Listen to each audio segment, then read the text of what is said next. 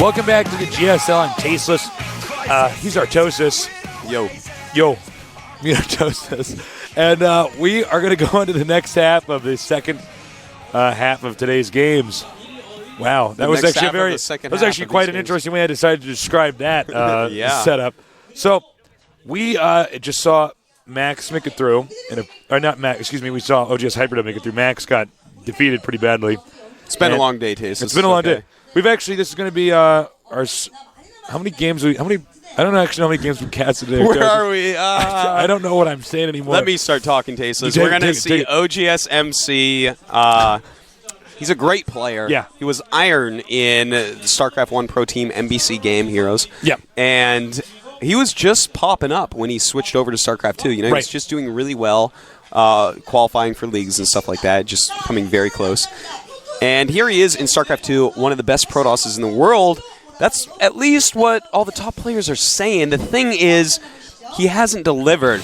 In Season 1, and let's take a look at him. The guy I'm talking about, there he is, OGS MC, a.k.a. Iron. In the first season, he made the round of 64. In the second season, only the round of 32, despite being picked by all the players as one of the favorites for the tournament. The guy is a scary, fearsome Protoss in practice. He even says he's confident against every race on every map. He just dominates the practice leagues over there in OGS. Yeah. But he hasn't been able to deliver yet. Right. So, hopefully he'll be able to deliver it this time around. He is against a pretty fearsome opponent, though. So, let's see here. He's going to be against Odin, Odin MVP, rather, who's a very talented Terran. So, I think this is going to be a pretty close match. It could be, because I feel like MC might be a little bit choking again, Yeah, maybe not playing his absolute best. Considering how good people say he is, he's, I think, underperforming slightly on camera, which is too bad. Yeah, but, experience helps you get through anything like that. And he is getting that. I mean, he's qualifying each time. Yeah. He's getting in that booth. He's trying. God, he's trying. He's trying, Tasteless. I like this artwork down here. Guy with the spear. Ayah! An OGS MC fan. Unbelievable how accurate that depiction of him is. Here's our Terran player. This guy, he is Odin MVP. Yep. I believe he's the only MVP clan member to get into the tournament. Might be wrong on that, but I'm pretty sure. MVP, a lot of players in the team, but not quite a top-level team yet. Now, this guy, he's a Terran player. He loves TVP. He feels that's his best matchup. So we're going to have to see if it's really his best matchup, because he's going against someone who should be one of the best Protoss vs. Terran players in the world. Yeah, that's very true. Now, I'm also a little bit curious because, excuse me, I dropped my subject. But the sheet I have is actually full of errors. I was going to look at your sheet because the map lineup, it's going to be on Jungle Basin and Shikuras Plateau. So and Zelnaga Caverns. So I'm pretty interested to see that. Jungle Basin, I'm a little bit undecided who it's good for, because early game Protoss, it really seems like a Protoss map. They can warp in behind, attack you up 2 ramps if they like. That can make it pretty hard for Terran. Yeah, let's actually take a look at the map lineup now. Yeah, there it is, so Jungle as I Basin. said, Jungle Basin, Shikuras Plateau, and Zelnaga Caverns. Yeah. Most Protosses do enjoy Shikuras Plateau for Protoss vs. Terran. It takes a little bit longer for some of these bionic early pressure builds to get over to them.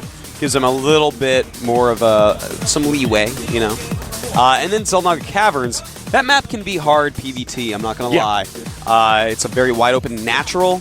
And the thing is, when they make that planetary at the gold base, it's very hard to attack into. Yeah. When you attack in, let's say they're the top position, you attack in from the right. It's a huge open arc for them to spread their Marauders out. If you try to attack in from the bottom, then that's a place where they're going to use their Vikings to the max to take out your Colossi. So, I don't know, that might be a hard map for our Protoss player. It could be. The countdown started, so get ready for some TVP action here on Jungle Basin. This is the GSL. Brace yourself for some awesomeness in just a second.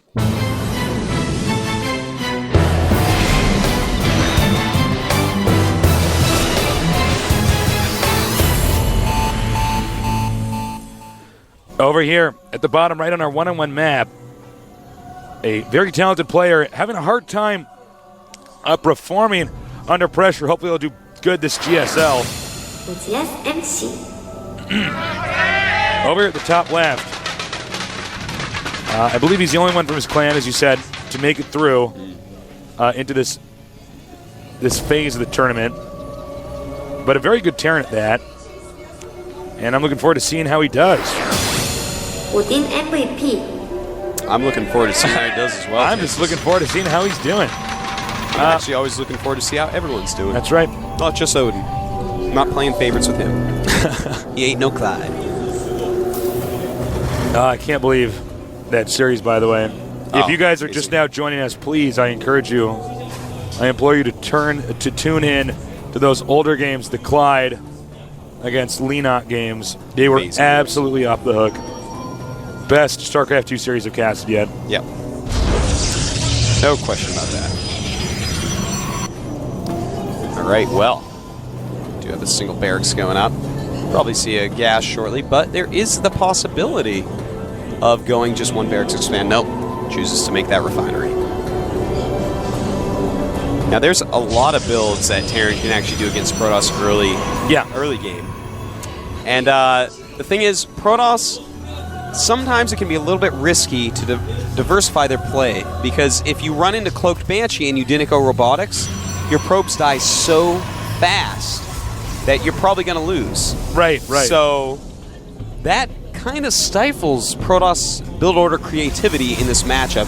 You almost have to take a risk sometimes, and we've seen some great players like Next Genius last season eliminated because of that. Just, the games he didn't go robo, suddenly into the rainbow, made Banshees and Cloak. And sometimes that's just the way it goes in this matchup. Yeah, that's very true.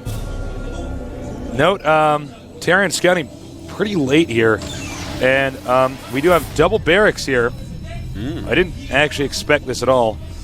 Out of all the builds I thought we were going to see, I did not think we were going to see double barracks. Yeah. Well, he could go around to the back over here and attack the rocks. It's like one possibility. Yeah, Odin, being this player that is definitely less scary, less fearsome, less accomplished, not a lot of experience in the booth, he may go for some sort of cheesy rush build, especially when he's up against someone that on the Korean server is quite legendary for his skill, which is OGSMC. Okay, Warp Gates is being upgraded. We might not see the full tech of the Protoss until this SCV is picked off. Yeah, Chrono boosting out a ranged unit, in this case, a Sentry. Sentries are pretty slow, so you can actually avoid, a Sentry if you're good enough with it. But he goes ahead and leaves. Yep. Figures it's a Stalker. It's not. It's not. You got punked. Yeah, I think we're going to see a Sangho-esque build here from OGSMC. Some of the very top Protoss players do this, where they decide, okay, I'm going to make a bunch of sentries because I don't want to lose to any silliness. And we saw Sangho do that a lot, 4 sentries, and if you just hit your force fields, Marine Marauder can't get up your ramp. You basically have infinite force fields. Now, Odin, building a factory in a really kind of funny position, because if something goes up on the ground near that, they're going to see it, but he's going to use it for scouting anyway, so that's okay. Yeah, sometimes factory units are not that good in this matchup. Oh, interesting. Starport over here. Proxy Banshee. Yep. And we've seen Proxy Banshee before, and sometimes that really makes the difference, having it a little bit closer. What he can do right off the bat is surprise him with an early Banshee timing. Attack the probes of the minerals over here. By the time Stalkers and Sentries can actually do what they want to do, he has Cloak. That actually could end the game. Yeah. I notice a bunker going up. That's kind of telling that there's some serious tech going on. Yeah, sometimes a bunker can be such a tell. Now that probe sneaking around. Definitely wants to scout so bad. One thing he can do is park his army out here, wait for the Banshee to start attacking him, and then when the army moves away from the ramp, he can start trying to come up here from another angle. Well, that probe just kind of waltz on by. Turns around, sees the bunker that would have, if it had anything in it, hit him. Turns around. Now, we do have Cloak researching, we do have Stim researching. Likely, when the Banshee is attacking, he will attack the front with his Marines and Marauders. But we do have an observer being made for Very MC. interesting. So he is going to be able to see that Banshee, but first the observer, he's going to make 2. Look how good he is. Yeah, that's awesome. Very smart. Yeah, this is such a safe build for this map because he can force field that ramp to stop any attacks, and that allows him to get out those 2 observers. 1 to catch any cloaked units, 1 to go scout with. So he's covering all his bases right now. He's counting all the beans in the jar, Tasteless.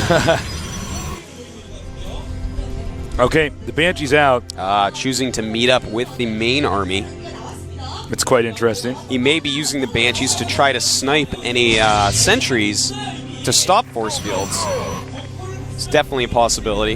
Yeah, I mean, the Banshee, even if it's not cloaked, can do so much damage. Yeah. So let's see what happens next.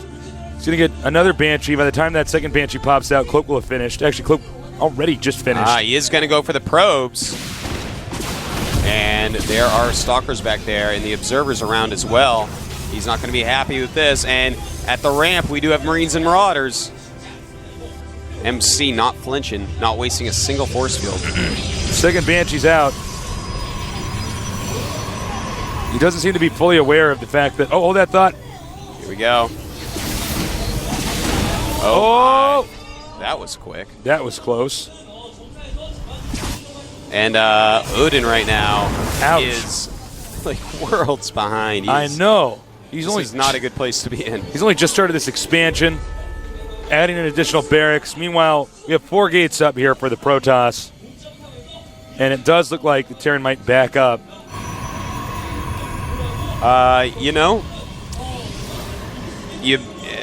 I'll just take this time to say everyone go to the GomTV.net forums, leave some questions. Right. I'll be interviewing the winner of this match. May use your questions. Now we have more and more gateways on the way. Oh, man. He's just far behind. Yeah, you know what? I think he's actually just going to be able to kill him. He just might have actually too many units. Yeah. Oh, nice. Man. Oh, apparently... Traps himself. Just blow all the air out of your mouth. You can fit through that little narrow path. I tell you, man, this kind of harkens back to MC losing because of nerves. All he has to fear is himself, Tasteless. I think you might be right about that. Blocks himself in with force fields and loses to people he's supposed to be better than. Uh-oh. From the Banshees targeting down this Stalkers. Looks like he will clean those up. Nice. May kill a lot of probes as well. Meanwhile, MC, it looks like he's actually... Ooh, this might be a blunder right here. I think you're right. He does have stim, which he does, but beautiful force fields right there, splitting up the army. And more units being warped in at home to deal with that. Oh, man, really good force fields. Really abusing the range here of his units. Meanwhile, the Banshee has been picked off, and there might just be too many Protoss units here. Yeah. And I think this actually is going to be GG. And those force fields were just beautiful. Totally crushed going up that ramp, even though it could have looked very bad for a Protoss player. Yeah, that's very true. GG. MC easily takes that first game. Yeah, that was pretty straightforward. He just stopped everything the Terran had, then turned around and attacked him. Terran didn't have enough units because he didn't get an expansion up in time. Well, Odin's going to have to do a much better job in the next game. Yeah, no it's kidding. It's going to be Shakura's Plateau. It's kind of a map that, Odin's going to not be quite as happy with, I think, because if he wants to do cheesy builds, it's a further distance to walk across. That's true. And you want to have a closer distance to walk across if it's going to be a cheesy build. So we're probably going to get this game started pretty quickly here. That game was just very straightforward. MC was just prepared for everything. And hopefully MC can get through for OGS's sake. Some of their players have been having a hard time. Hyperdub, of course, getting through. Yep. Maybe MC will get some of that luck as well. Again, special thanks to our sponsors. It's Sony Ericsson. Yeah. And thank you guys for tuning in. Yeah. This is a lot of fun. Absolutely. It's StarCraft 2 is such a great game. And again, as Artosa said, send questions in so we can do a great interview for you guys. The countdown started, so get ready. We're going to see MC against Odin right now.